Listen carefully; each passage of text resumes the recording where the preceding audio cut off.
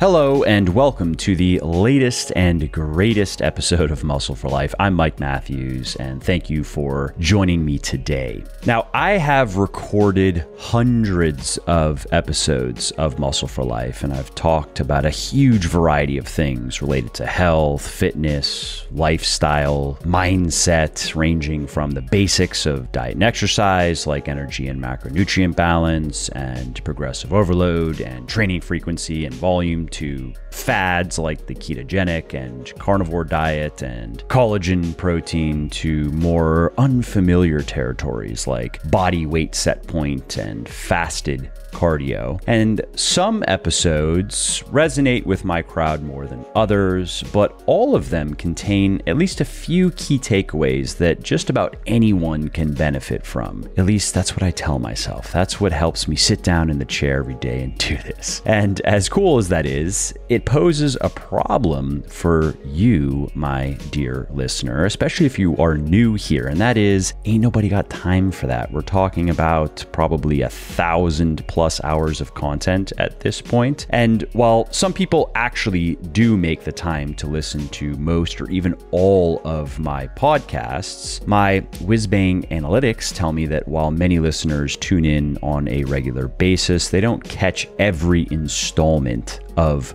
Muscle for Life, and thus they miss out on insights that could help them get even just a little bit better inside and outside the gym. Because if you just get a little bit better consistently enough, that can add up to big results in the long run. And people have also been telling me that they would like me to do more shorter multi-topic episodes like my Q&As and Says You episodes. And so I got an idea. How about a best of series of podcasts that contains a few of the most practical and compelling ideas, tips, and moments from my most popular episodes, going all the way back to the beginning. This way, people who are new in particular can quickly determine if this is the droid they're looking for, if this podcast is for them or not. And then those who are regulars and enjoy what I'm doing, but just don't have the time or inclination to listen to all of my stuff, and I do understand that, I don't take it personally, you can also then benefit from the discussions and the episodes that you are not listening to in full. And you can also find new episodes to listen to without having to give an hour of your time to determine whether it was worth it or not. So here we are with the best of Muscle for Life. And in this episode, you will be hearing hand-picked morsels from 3 episodes. The first is an interview I did with Dr. Eric Helms, and it is titled Eric Helms on the Science of Preparing for a Natural Bodybuilding Show. And then there is a monologue that is titled Should You Do Cardio or Weightlifting First? What 20 Studies Say. And finally, another motivational monologue called When You Can Do This, You Can Do Anything.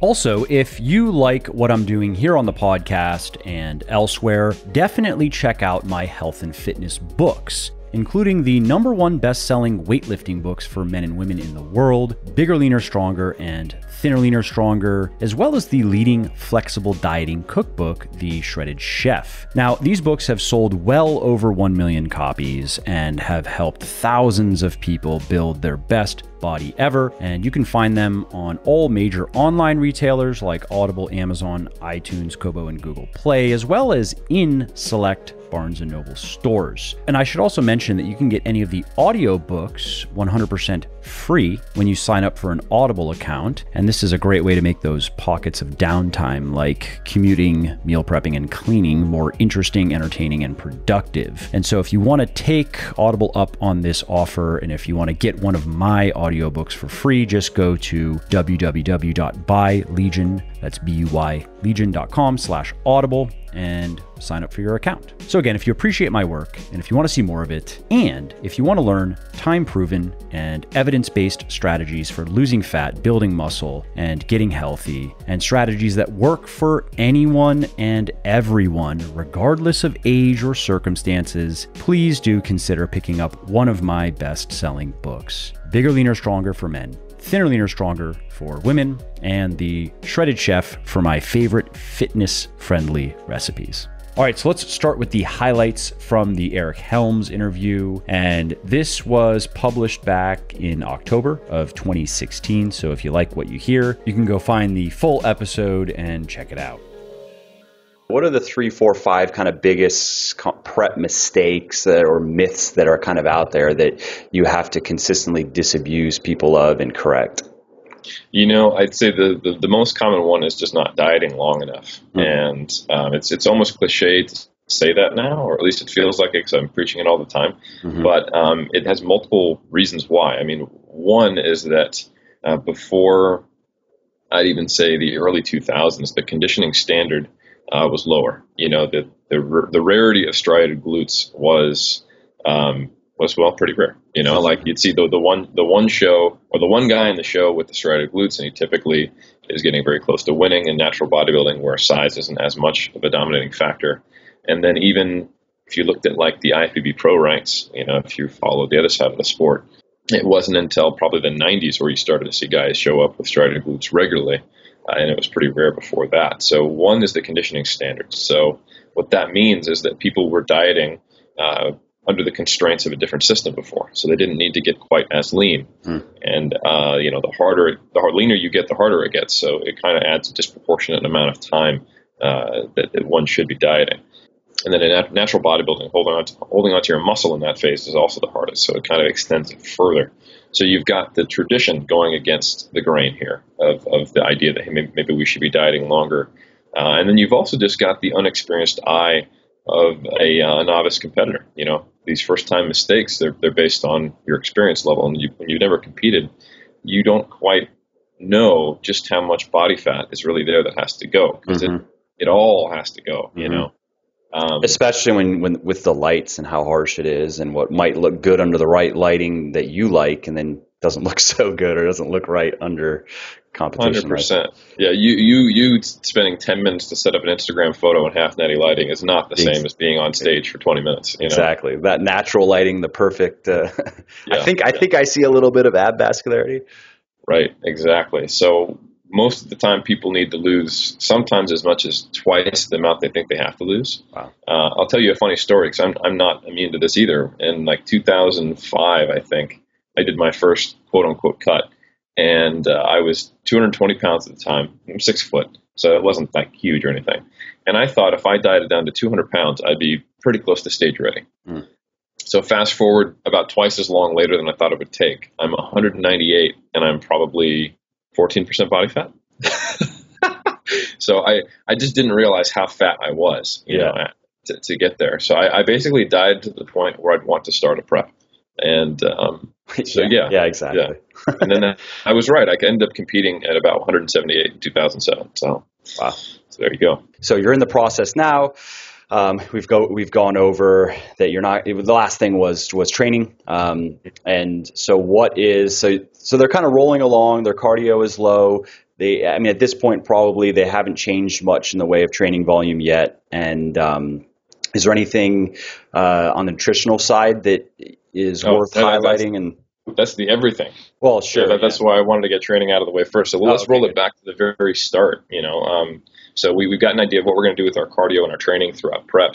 When you're going to start, how heavy you should be. Another thing that you want to start at least, say, probably a month before your diet starts is actually tracking calories. Because if you, during contest prep, to make sure you keep losing fat, you're going to want to be manipulating your calorie and macronutrient intake. And it's a lot easier to do that and less of a kind of shock to your mental system if you have some time doing that. If you go from just eating and not tracking at all, which is nothing wrong with, in my opinion, so long as you're hitting a certain amount of protein, your calories are there, you're getting some fruits and vegetables in, and you're having protein around your workouts, and you're ticking a few boxes of making things as optimal as they can be in the off season. Like for example, right now, I ensure I hit a minimum amount of protein.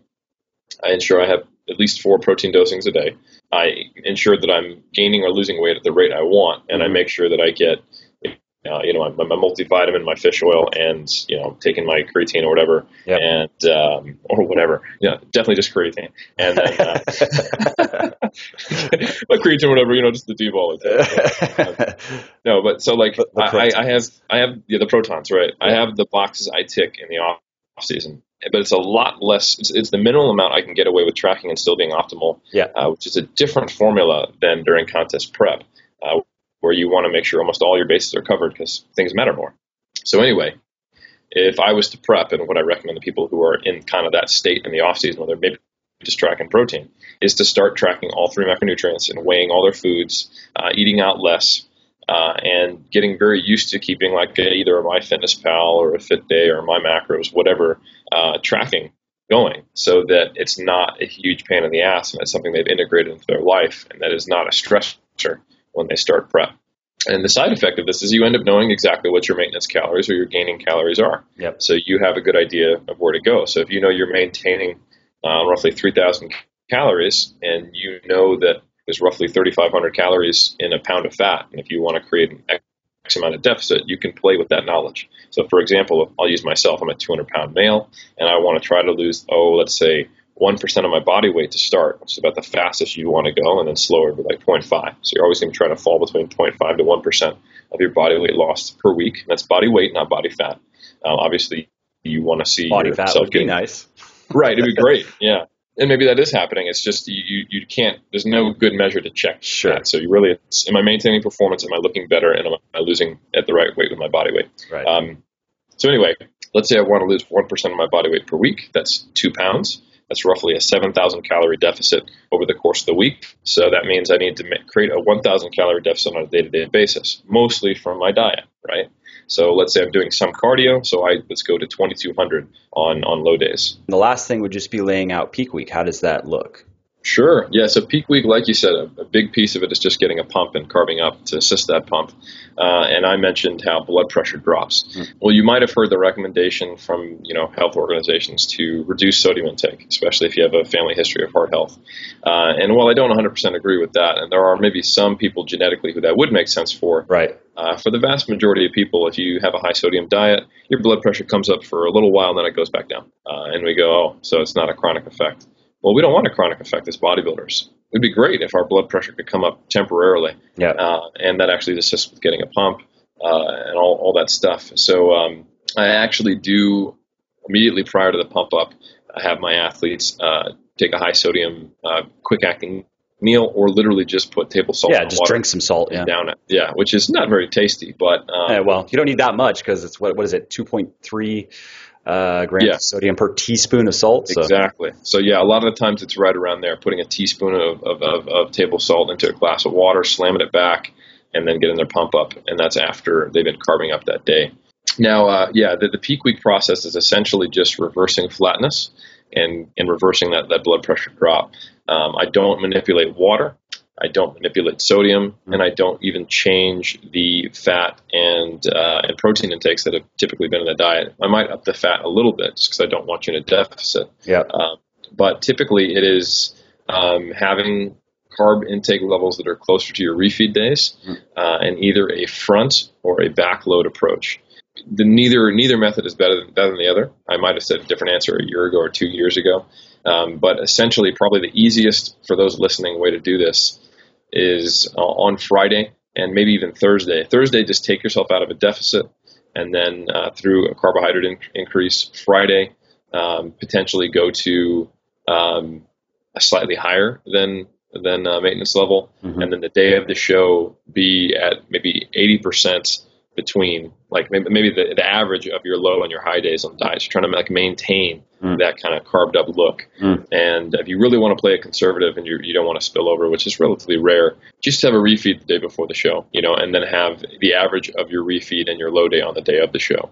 That'll prevent you from being flat. In most cases, that won't get you fully peaked. But if you're riding solo, it's very difficult to self-analyze this, and you don't want to be in a position where you've spilled over and you can't pull back. I used to recommend front loads to first timers, but they're actually kind of complex, having highs and then lows and then highs again. So I think that's probably the easiest way to go for someone just listening. But essentially what you're looking to do is just get someone's glycogen levels back up. Yep. And for what it's worth, just for the listeners, that's what I've experienced myself when I've done it a few times, having to get really lean for photo shoots, is I just kept it simple like that. As the day before, start eating a bunch of carbs, and the day of the shoot, eating a bunch of carbs, and getting pumped, and I don't know. I think I looked pretty good. It worked. Yeah, no, it definitely does. Keeping it simple is very effective. All right, well, that's it for Eric Helms on the science of preparing for a natural bodybuilding show. Again, that episode was published October 2016. So if you liked my choices, my audio snippets for you, then definitely go check out the whole interview. And I'd recommend that you check out every interview I've done with Eric, because he is one of the most knowledgeable people in the evidence-based fitness space, and he's an all-around good guy. I like Eric. All right, so let's move on to the next featured clips from the episode. Should you do cardio or weightlifting first? What 20 studies say. If your goal is to gain muscle and strength as quickly as possible, you want to do your weightlifting first. And in fact, if you really want to gain muscle and strength as quickly as possible, then you want to do as little cardio as possible. In addition to the timing of it, you also want to keep your cardio to a minimum for two reasons. The first reason is cardio is fatiguing, and the more cardio you generally do, the more general fatigue you are going to experience, and that is going to make it harder to progress in your weightlifting workouts. And reason number two is more of a long-term reason. There is research that shows that cardiovascular exercise interferes with some of the cellular signaling related to muscle building. So what that means is that the more cardio you do, the more impaired your body's muscle building machinery is. And even if the effects are fairly slight, they can add up to a significant reduction in muscle and strength gain over the long term. A simple way to look at this is simply that resistance training and cardiovascular exercise send very different signals to the muscles in terms of what type of adaptation is supposed to occur. And so, for example, if you want maximum strength gain and maximum hypertrophy, if that's the adaptation that you're going for, you want to send as clear of a signal over and over and over to those muscles as possible. And that is the signal that resistance training produces. Now, cardiovascular exercise sends a very different message to the muscles in terms of how they should respond to the stress. Getting bigger and stronger wouldn't be an appropriate response because it would not help you run more miles. In fact, it would get in the way of your ability to run more miles because you'd be carrying more weight and you'd have a lot of muscle that is optimized for producing a lot of force quickly, as opposed to muscles that are very resistant to fatigue and can contract repeatedly for long periods of time without crapping out. And while we are on the topic of cardio and muscle building generally, it's worth noting that several studies have shown that the longer your cardio sessions are, the greater the interference effect is. And that is simply a technical term, by the way, for cardio's negative effects on muscle building. Interference effect is how it is referred to in the scientific literature. Now, all that does not mean that you should not do any cardio if you want to get jacked. There are a few good reasons to do cardio, even if your goal is to gain muscle and strength as quickly as possible. Now, the first one is research shows that cardiovascular exercise can provide some health benefits that we probably can't get from resistance training alone. And they are primarily cardiovascular in nature, big surprise. So while we do know that resistance training is good for our heart health, there's some evidence that doing some cardio in addition to the resistance training is even better for our hearts. The second reason is there is evidence that improving your cardiovascular fitness can also improve your recovery times in between your resistance training sets. So let's say that you normally need to take 2 or 3 minutes to feel ready to give it your all in your next set, where your heart rate has come back down into a normal range, you're not breathing too heavily anymore, and you just feel generally ready to go. If it takes, again, 2 or 3 minutes, currently, if you were to improve your cardiovascular fitness, there's a good chance that you might be able to shave, let's say, 30 seconds off of that, which you then could use to get more work done in the time that you have for your resistance training workouts. And the third reason why meatheads should consider including cardio in their routine, whether they are cutting, bulking, or maintaining, is when you're cutting, it helps you burn fat faster, of course, because it simply increases energy expenditure. And especially in the case of something like high intensity interval training.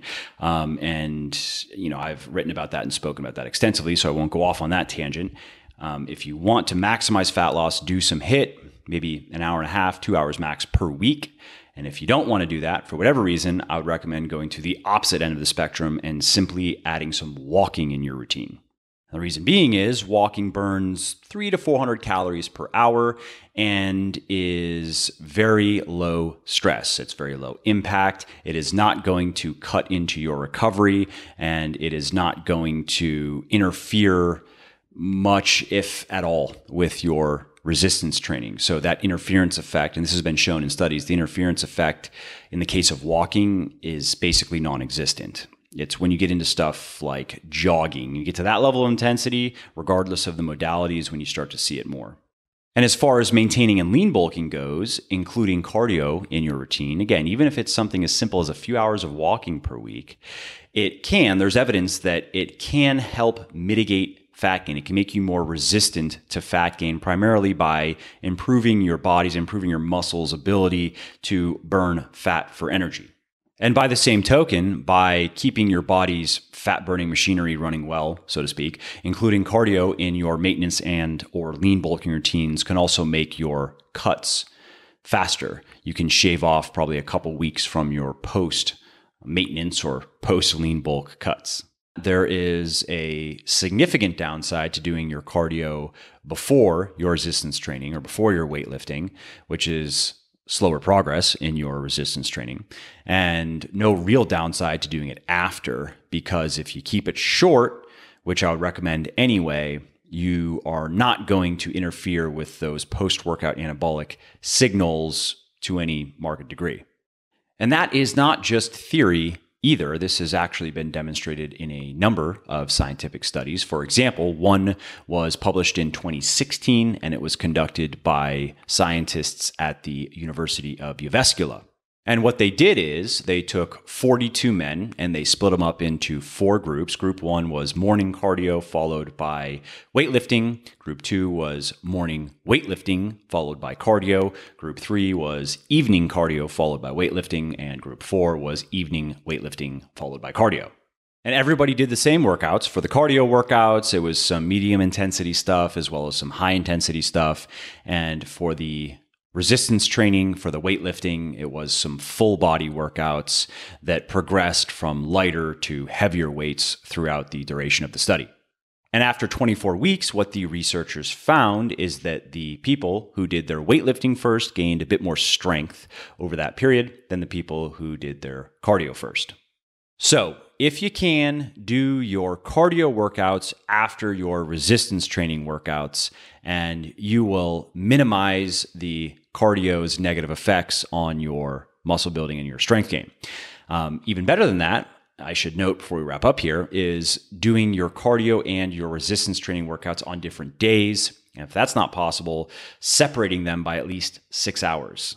And the reason being is a couple of studies have shown that separating your resistance training and your cardio workouts by anywhere from 6 to 24 hours can help further mitigate the interference effect and thereby maximize the anabolic response from your resistance training workouts.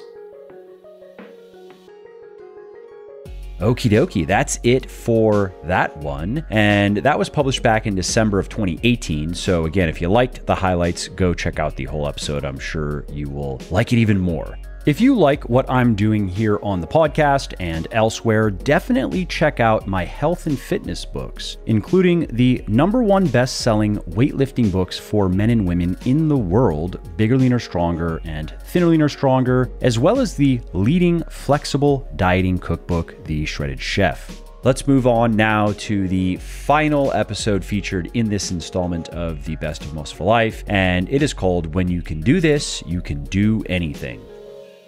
I want to talk about a simple change that you could make right now that would change everything. Everything in your life, your health, your happiness, your fitness, relationships, finances, career, you fill in the rest. And what if I told you that this single factor is what really, at bottom, what really sets extraordinary people apart from everyone else? What if this is how Alexander the Great, one of my favorite characters in history, became the king of the world, how Thomas Edison became the king of inventing, and how Elon Musk is becoming the king of the impossible? And what if this is how you can find out just how special you can be as well? Find out what you are really capable of. What if this is a magic bullet of sorts? Now, what is it? Is it being obsessed? Is it being present? Is it setting big goals, admitting mistakes, or inspiring others? Nope, it is not. It is far more primal than any of that. In fact, without this one thing, none of those things really matter. Now, I have to warn you though, you're probably not going to like this thing. You're probably going to feel like I am asking you to step out into a blizzard naked, like I'm asking you to force a dislocated limb back into place. So, ready? Here it is. It is simply refusing to make excuses. Refusing to make excuses for every failure, for every shortcoming, for every disadvantage. Refusing to believe that it's okay to give up and take the easy road out. Refusing to look for reasons to be weak. Refusing to blame anyone or anything else for your troubles and for your failures. Speaking of Elon Musk, early on in his career in one of his first companies, he wooed investors by sharing that he approaches life and work as a samurai would. He'd rather kill himself than fail. And I think the life that he has lived so far is a testament to that. For Alexander the Great's part, whether he was sieging a supposedly impregnable city or facing a supposedly invincible army, he refused to believe that he couldn't succeed. He said, "There is nothing impossible to him who will try." And Thomas Edison's take on this? Well, after he had gone through thousands of unworkable light bulb filaments, he was challenged by a reporter about his lack of results. And here was his reply. He said, "Results? Why, man, I've gotten lots of results. If I find 10,000 ways something won't work, I haven't failed. I'm not discouraged, because every wrong attempt discarded is often a step forward." That mindset is power. That is how people do the quote unquote unimaginable. That is the big secret. So what about you? Well, the next time you say you're going to do something, whether it's big or small, don't do what most people do. Don't lard the decision with a coat of maybe, or leave yourself little loopholes or little outs. Don't saddle the decision with ifs or buts, and don't allow excuses to wait in the wings. The next time you say you're going to do something, channel your inner Elon or Alexander or Thomas or whoever you might be most inspired by instead. You're either going to do the thing or you're going to die. And when you can really embody that mindset, you can do anything.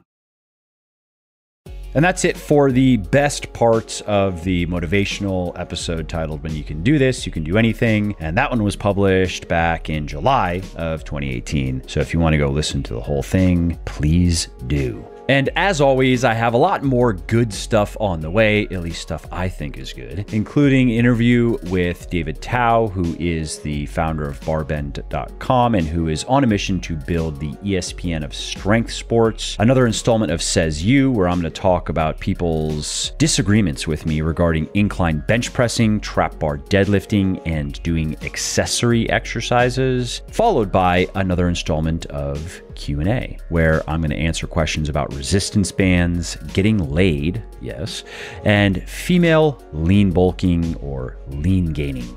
Please do leave a quick review on iTunes or wherever you're listening to me from, in whichever app you're listening to me in, because that not only convinces people that they should check out the show, it also increases search visibility, and thus it helps more people find their way to me and learn how to get fitter, leaner, stronger, healthier, and happier as well. And of course, if you want to be notified when the next episode goes live, then simply subscribe subscribe to the podcast and you won't miss out on any new stuff. And if you didn't like something about the show, please do shoot me an email at mike@muscleforlife.com, just muscleforlife.com, and share your thoughts on how I can do this better. I read everything myself, and I'm always looking for constructive feedback, even if it is criticism. I'm open to it. And of course, you can email me if you have positive feedback as well, or if you have questions really relating to anything that you think I could help you with, definitely send me an email. That is the best way to get a hold of me, mike@muscleforlife.com. And that's it. Thanks again for listening to this episode, and I hope to hear from you soon.